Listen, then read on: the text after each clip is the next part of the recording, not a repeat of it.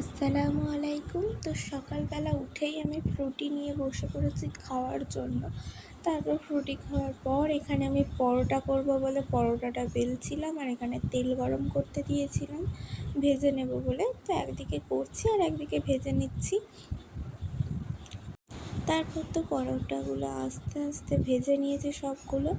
তারপর আমি পরোটা নিয়ে বসে পড়েছি খাওয়ার জন্য। তো তোমাদের একটা কথা বলছি, তো আমার জীবনে খাওয়া আর ঘুম ছাড়া কিছুই নেই, কারণ আমি খেতে আর ঘুমোতে দুটো খুবই ভালোবাসি। তো যাই হোক, তারপর আমি এখানে মিষ্টি নিয়ে বসে পড়েছি। আমার ঝাল লাগছিলো, কারণ আমি পার্সোনালি ঝাল খেতে পছন্দ করি না, তাই খুব ঝাল লাগছিলো, তরকারিতে খুব ঝাল ছিল। তারপর মা রান্নাবান্না করেছিল, রান্নাবান্না করার পর আমি খেতে বসে পড়েছি। শুধু আমি না, সবাই মিলেই খেতে বসেছি। তারপর কিছুদিন ধরে শরীরটা খারাপ বলে না বেশি তেল টেল আর খাচ্ছি না। তারপরে শুধুই ভাত খেয়েছি আজকে।